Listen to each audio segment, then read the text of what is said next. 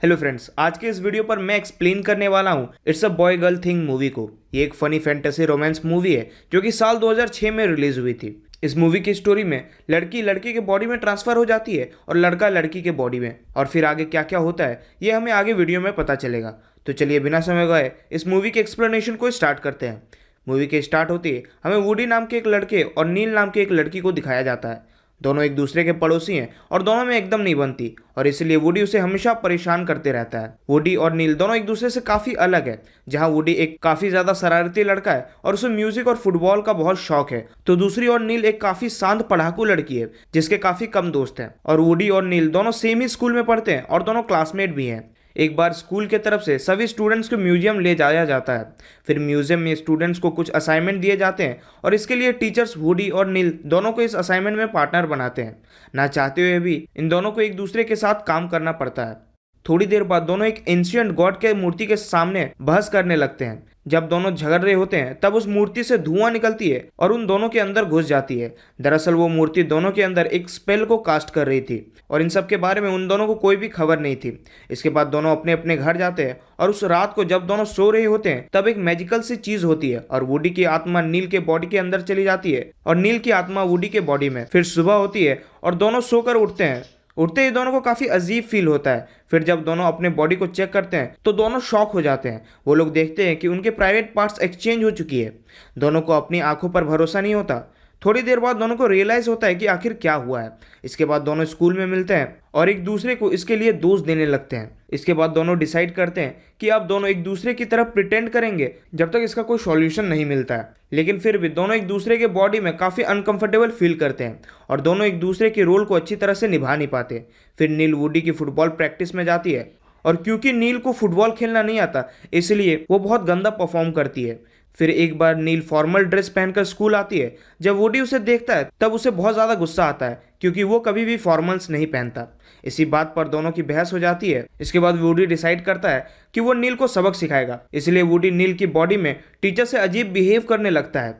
जब नील ये सब देखती है तब वो भी काफ़ी ज़्यादा फ्रस्ट्रेट हो जाती है और क्योंकि वुडी के ऐसा करने से उसकी इमेज खराब हो रही थी तो इसीलिए उसे बहुत गुस्सा आ जाता है। इसके बाद नील वुडी के गर्लफ्रेंड के पास जाती है और उससे ब्रेकअप कर लेती है। जब इसके बारे में वुडी को पता चलता है तब वो और भी ज़्यादा गुस्सा हो जाता है और नील को सबक सिखाने के लिए अगले दिन वो काफ़ी छोटे और रिवीलिंग कपड़े पहनकर स्कूल आता है। स्कूल में वो सबके सामने काफ़ी ज़्यादा अजीब बिहेव करने लगता है। जब नील ये सब देखती है तब उसे बहुत खराब लगता है। इसके बाद वुडी नील के सामने निकी नाम के एक लड़के के साथ बाइक में जाती है। जब नील ये देखती है तब उसे लगता है कि वुडी उसके साथ इंटीमेट होगा और वो अपना वर्जिनिटी लूज कर देगी। इधर वुडी निकी के साथ होता है और निकी नील की बॉडी में वुडी के साथ इंटीमेट होने की कोशिश करता है। ये सब नील को काफ़ी अजीब लगता है और फिर वो निकी को वहीं पर छोड़कर वहाँ से भाग जाता है। इस बात से निकी को बहुत इंसल्ट फील होता है और वो पूरे स्कूल में ये अफवाह फैला देता है कि वो और नील एक साथ कल इंटीमेट हुए थे। जब इसके बारे में नील को पता चलती है तो वो बहुत नाराज़ हो जाती है और पूरा स्कूल उसका मजाक उड़ाने लगता है। इसके बाद जब वुडी नील को अपसेट देखता है तब वो उसके पास आता है और उसे बताता है कि उसने कल रात को निकी के साथ कुछ भी नहीं किया और पूरे स्कूल में झूठी अफवाहें फैल रही है।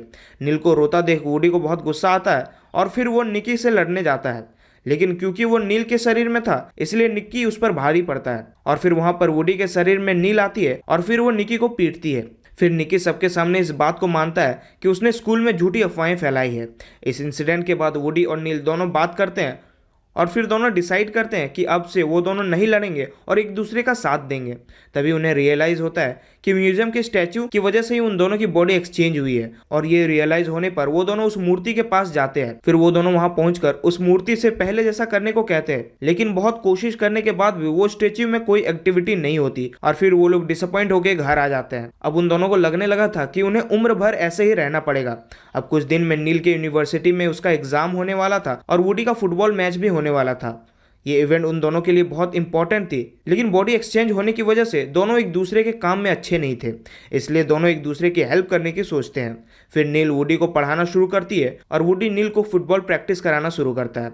फिर ऐसे करते करते काफ़ी दिन बीत जाते हैं और काफ़ी समय साथ रहने की वजह से दोनों के बीच अच्छी बॉन्डिंग हो जाती है और दोनों एक दूसरे को अच्छे से समझने लगते हैं। अब वो समय आ जाता है जब नील का एग्जाम होने वाला था और वुडी का फुटबॉल मैच। फिर नील की बॉडी में वुडी यूनिवर्सिटी के इंटरव्यू में जाता है और यहाँ पर उसका इंटरव्यू बहुत ही अच्छा जाता है।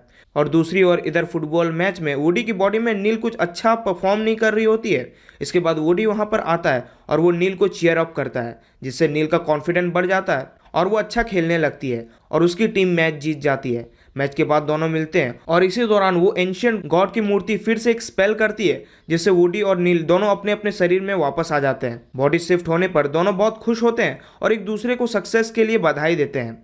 तभी वहां पर फुटबॉल टीम आती है और फिर वुडी को उठाकर नील से दूर ले जाती है। इसके बाद वुडी की गर्लफ्रेंड वहां पर आती है और वो वुडी को किस करती है। वुडी को किस करता देख नील अपसेट हो जाती है, क्योंकि अब वो भी वुडी को पसंद करने लगी थी और फिर वो वहां से चली जाती है। उसी दिन वुडी नील से मिलने जाता है, लेकिन उसकी माँ उसे मिलने नहीं देती। इसके बाद नील को यूनिवर्सिटी से एक लेटर आता है और उसकी सिलेक्शन यूनिवर्सिटी में हो चुकी थी। कुछ दिन बाद स्कूल में फेयरवेल होने वाली थी।